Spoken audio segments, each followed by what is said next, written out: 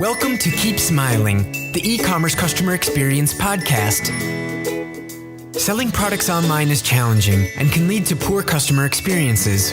Each episode, we explore how entrepreneurs and organizations in e-commerce are delivering delightfully unexpected experiences to their shoppers and customers. Amazon, Shopify, artificial intelligence. We'll discuss what matters today and what you can do to build a better e-commerce business. We'll show you how. Hello, listeners, and thank you for downloading the podcast. I'm your host, Ty Walters, and joining me today is my co-host. Say hello, Michael Melgar. Hey, everyone. Thanks for joining us. Michael and I are business partners, and we started our e-commerce customer service agency, SellerSmile, back in 2017. And since then, we've been providing customer service for a variety of e-commerce and Amazon sellers. And today's show, episode number 1, is going to cover 3 main topics. So I'm going to give an introduction to those, and then we'll jump right into it. Personal and professional introductions. Michael and I thought this was important to provide a context for the podcast to understand why we're sitting here recording this conversation between each other. After introductions, we're going to jump into why we decided to launch a podcast, why that matters, and why you should subscribe. And most importantly, probably who it's for. And finally, then we're going to cover expectations from future episodes. When you subscribe, what to expect in the future, what type of content that we're hoping to bring to the podcast to basically explore the current conversation surrounding customer service and customer experience, especially as it pertains to e-commerce sellers. So, Michael, glad to have you here. How are you feeling today? I'm feeling great. I'm excited to talk about this. Where are you speaking with us from? I'm currently in my home office in Atlanta, Georgia, and it's a beautiful day outside, but I'm so excited about this podcast and talking to you guys about e-commerce and customer service that I decided to be inside instead. I'm joining us all from southeastern Wisconsin on the shore of Lake Michigan. And as you know, Michael, we had a winter storm come through. It stopped raining on the window, so hopefully none of that noise comes through during the conversation today. But I'm envious of your weather. I wish it was a bit warmer. That blows my mind because I was kind of getting a sunburn earlier and you're talking to me about winter storms. Michael, I want you to talk a little bit about your background. Who are you? How'd you grow up? And how did you come to the world of customer service and where you are today? All great questions. So to kind of go back, this is going to sound a little cheesy, but I feel like I've always been destined to be a part of the e-commerce and customer service world. And I say that because growing up, my father, both my parents actually, they were young immigrants from Central America who came to the U.S. and established a home in New Jersey, over in Union City, New Jersey. My father and my mother were always really big into starting up business ventures, and English wasn't their first language, and there was a lot of things kind of going against them, but being able to use business as this vehicle for kind of growing. And my father, he was someone who was always really interested in the world of commerce in general. And so growing up, watching him kind of, doing simple stuff like flipping cars or, starting his own car repair shop, or at one point he owned his own moving company, for example. And these were all things that he kind of just he was never an expert at, and he kind of just got started and just made it happen. And I think that we see a lot of that today, and a lot of what we see in the e-commerce world, right? Where a lot of people kind of end up leaving their 9-to-5 jobs and pursue this as maybe as a side gig, and it ends up being their main source of income. So, I guess it all comes back down to my father kind of seeing that. And for me personally, that kind of led me into jobs where at one point, my very, very first job was actually working at Chick-fil-A. And that's where I got this obsession with customer service, because unless you've never been to a Chick-fil-A before, then just how much they really care about having people, treating people right and giving them amazing food and amazing quality service. And so that's kind of, I guess, where this hyper focus and an attention into customer service kind of came from, right? It was at the very beginning. One of my next jobs was working at an Apple third-party retail store. During my time there, we would do a lot of classes. We would teach older generations on how to use their Mac. They had just purchased this really expensive equipment, and so they obviously needed to know how to use it efficiently. And I think that's where I kind of discovered, or started to discover more about my love for just teaching people, meeting them where they are, and seeing like how excited they are to finally be able to do things that they wanted to do with their computer. So I think that's kind of where a lot of the foundational principles came from. And then I think that where it all kind of came into, I guess, like a crossroads for me was one of my last jobs at Seller Labs. And Seller Labs makes software for Amazon sellers. It was this like unknown thing for me where it's like, wow, there's this world where both e-commerce and customer service and like software and technology is kind of all in this one place.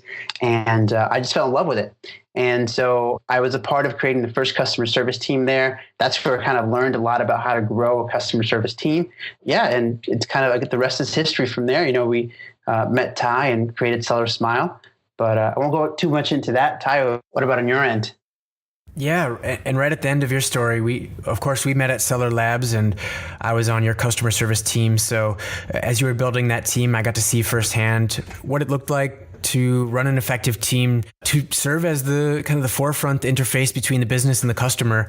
Previously, my experience had been in exercise science at school, and then in horticulture as an assistant manager at a retail plant nursery. So I had brick and mortar customer experience on that level. And eventually, before I met you actually, and we haven't talked too deeply about this before, but I got into the world of digital marketing as a side hustle, building websites for people, email marketing, some of the less complex types of projects that a beginner could get into without having a lot of technical expertise. And those types of explorations on my own led me then to investigate a job at Seller Labs, where there was this software tool in e-commerce. It felt really big, and I wanted to be a part of something that was bigger and more technical, more complicated. And of course, we learned a lot during our time there. And I think what we both saw through talking with hundreds of sellers is that there's this unmet need that existed for sellers needing help running their businesses, especially from a customer service standpoint.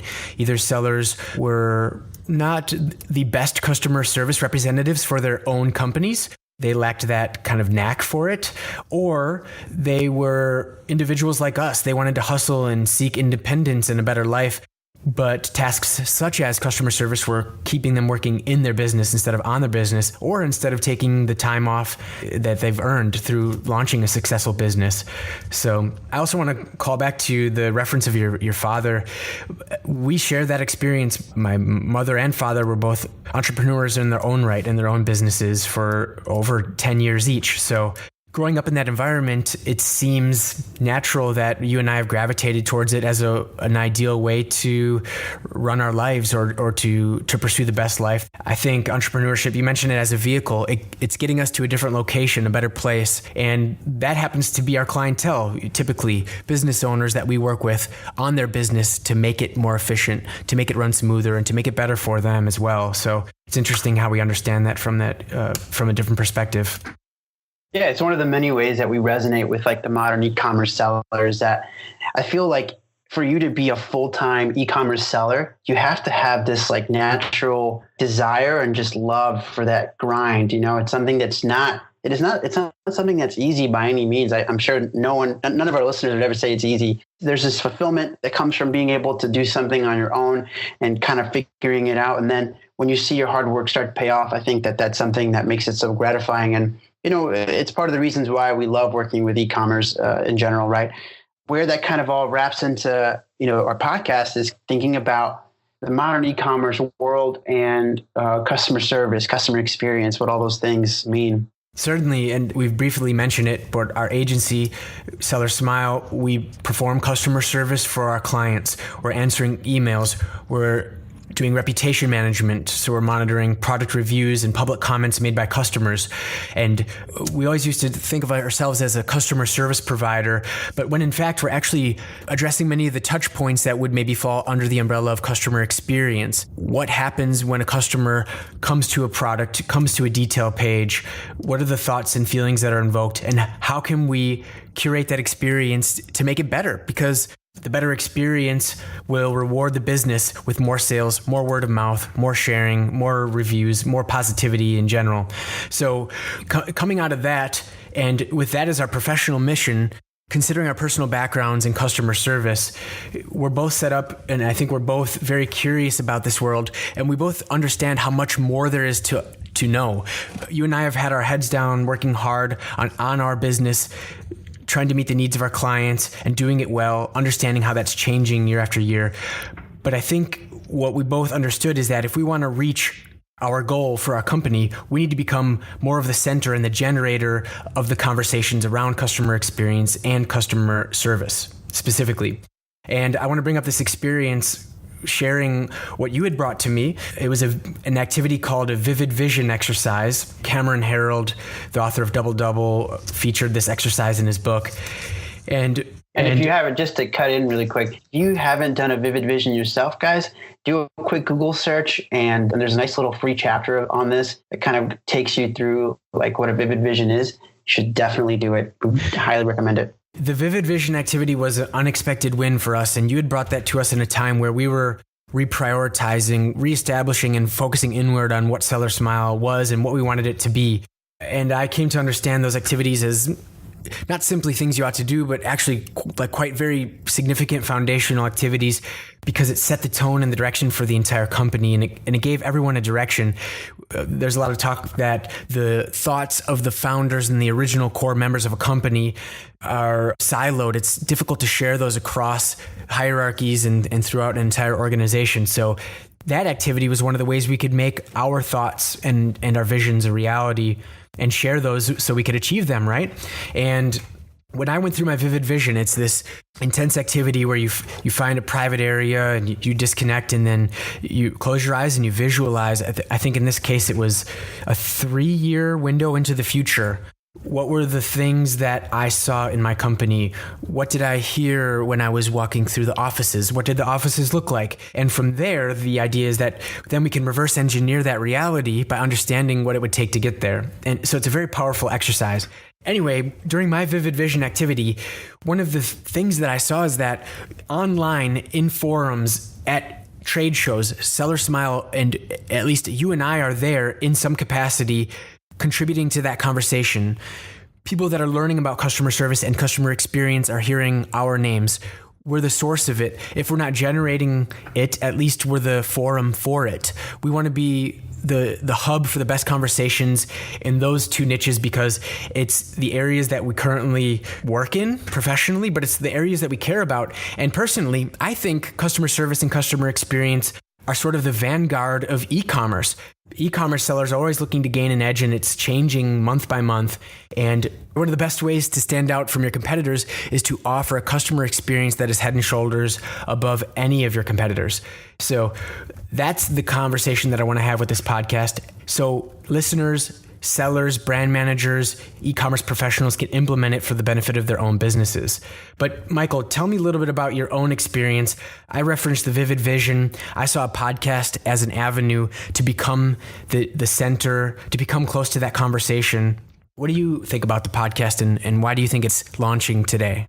Yeah, so one of the biggest motivating factors for me to contribute towards this conversation in general is that during my time at Seller Labs, working with just hundreds of Amazon sellers who were trying to grow their stores, and some of them from were small mom and pop shops, some of them were much larger companies, but there was this sort of theme that we saw a lot, which was that because they previously didn't have a lot of this background, right? They might have come from various backgrounds. This whole concept of customer service was a very, very basic one. It was one that they needed a lot of guidance on, or they didn't maybe fully understand, right? And it's just, I'm sure some of our listeners feel the same, and we might even feel the same in some regard as well. But it's hard when you have a product or when you have a service that you offer, and people aren't necessarily happy with it. If someone complains about something, maybe their experience, something that was less than ideal, it's hard to not take that personally. And so I think that what we're trying to do with the podcast is come back and talk to the modern e-commerce seller about some of the more important concepts that are related to this. We've thrown around a few terms such as customer service, customer experience. What do all these words mean, right? Right. Something that like Ty and I, that we've seen a lot in our time in SellerSmile, our time at Seller Labs, is that the concept of customer service is one that seems to be downplayed a lot, because if you ask a lot of sellers, their definition of it might just be like, oh yeah, look, I respond to messages. I typically will issue a refund or give people a replacement. And it's this very like basic concept. I think that that's the very beginning of what we call customer experience. For me, I kind of want to start out by mentioning these terms because you're going to hear them a lot during our show and like in future episodes. Is number one, the term customer service, right? That is defined as the advice or assistance that a company gives its customers. Now, stepping back, we said the word customer experience. I'm a huge fan of this word because it's the next stage, like redefining customer service. Customer experience is defined as the total journey of a customer's interactions with a brand. And the beautiful thing here is that they both kind of rely on one another. Customer service is a part of a customer experience, right? But customer experience is so much more than that. Let's say like you start out by just answering messages, right? Customer experience is focusing on what your buyers are actually saying. If you're seeing people are having trouble with, they're just confused trying to use your product, what does that actually mean?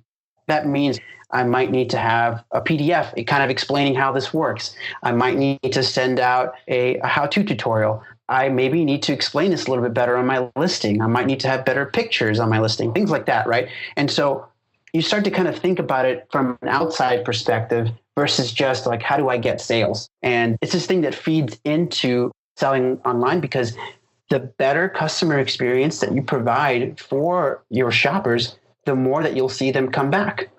And you spend all this time and money investing in getting sales, right? And so, and kind of optimizing that. And we see an equal amount of importance in thinking about what happens after the fact when you have had someone buy from you, and how to really take what you learn from them and apply it to your business. Yeah. And Michael, in that example you provide where a customer writes an email to customer service because they don't understand an aspect of the product or they have a question, that's a perfect example of customer service. The email interaction part of it is an area that you can gain insight about your customer experience. So in this case, well, there's some type of misunderstanding going on. I can answer the question and leave it be, or I can take the next step and think ahead. How can I prevent this from happening in the future? Thus improving the customer experience. In this case, it might mean to clarify the listing, or like you said, provide supplemental material. Whatever it might be, the clues to a better customer experience seem to be in the customer service inbox. At least that's where we see most of the communication and interaction with buyers and customers happening. It becomes like a source for your marketing, your design, even like the tone, like your voice. If you have a brand, the voice that your brand uses, it all feeds in from your customer service at its core and becomes a part of your customer experience. Exactly. Michael, go ahead and give us some reasons why customer service and good customer experience matters. Yeah, so according to some research from ClickFox, Rockefeller Group, and American Express, they did some studies. They found that 82% of customers are more likely to stop buying from you because they think that you don't care. And this is over pricing or even quality of your product. So if you have a subpar product, or even if your pricing is more expensive, buyers value how much you care over both of those factors, which is very telling and drives home really that message of how much this matters. The second metric here is 86% of buyers are willing to pay more for a better customer experience. They are literally willing to give you more money if you can show them that you put in the effort into reducing their effort of how difficult it is to buy from you. You were mindful of your messaging. You were mindful of a resolution if they did need help. 86% are willing to pay more for a better experience. I always think about Amazon Prime, right? So many people have Amazon Prime these days. It's literally paying extra just to have something faster. And the reason for that, why it matters, is because it's a better experience. If I can find it cheaper maybe on another website, but it's so convenient to just have it, in 2 days instead, right? It's this consistent thing that I don't have to worry about. And then finally, 68% of buyers react to poor service by posting about it on social media. through likes and shares, that message can potentially reach thousands of potential buyers. So all of this really, really matters. Every point along the process of buying from you will come back and affect your business in some way. I've heard you say it in the past, Michael, that customer service is as important as advertising. So I want to reiterate that because a lot of times I think there's an overemphasis on the analytical aspects of running a business. They're certainly important, but those should not be focused on to the detriment of your customer service and customer experience. We've seen it firsthand how it matters immensely for sellers, how it differentiates them, and how it sometimes can create a sense of virality behind a product. I think it's as simple as like if you put two companies side by side who have put the same amount of work into successfully running advertisements, putting together good listings and investing in all the right keywords, all this stuff to really drive traffic to their site. If you put both businesses side by side, the winner is going to be the one who provides better customer experience because people are going to continue to come back versus stopping after the first time. And the real winners are the companies that do both, right? They're maximizing their strategy, their keywords, their advertising, and then they're also doubling that up with the best customer experience in their niche or in their category. So wise words. Michael, let's wrap this up. I'd like to speak a little bit about what to expect from future episodes. Let's tell them why they should continue listening and what's to come. And I want to kick it off by saying this is episode 1. We have absolutely no idea what's next. But what we do know is that Michael and I care immensely about customer service and customer experience as it pertains to e-commerce.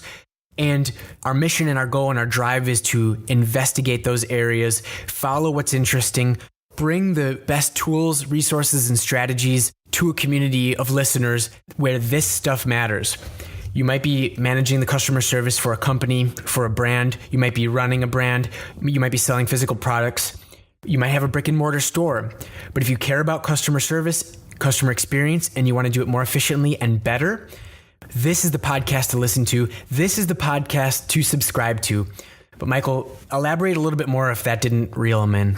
What should listeners expect from future episodes and why should they subscribe? Ty and I are going to be doing some deep dives into a lot of what successful companies are doing with their customer service, people who are really thought leaders in the space. And we want to bring all of their lessons to you in a way that's digestible, in a way that you can easily apply to your business. And, even if you're at a point where, you're just getting maybe a couple of messages every day or so, then it's still okay. All of this information is going to help you as you continue to ramp up, and it'll help you make good foundational decisions around how to best structure your customer experience with your website, with your Amazon storefront, anywhere that you're selling online. And to end it, we have a quote from Jeff Bezos. Jeff says, "We see our customers as invited guests to a party, and we are the hosts. It's our job every day to make every important aspect of the customer experience a little bit better." Thank you, Jeff. Thank you, Jeff. If you like this episode, if this content is what you need to take your business to the next level, please hit subscribe. Take this journey with us in future episodes. Thanks for tagging along on this journey with us, and we'd love to hear your stories. If you have a great customer experience story you'd like to tell us about, send it to keepsmiling@sellersmile.com. Thanks for speaking with us today, Michael. We'll catch you next episode. See you guys. Thank you.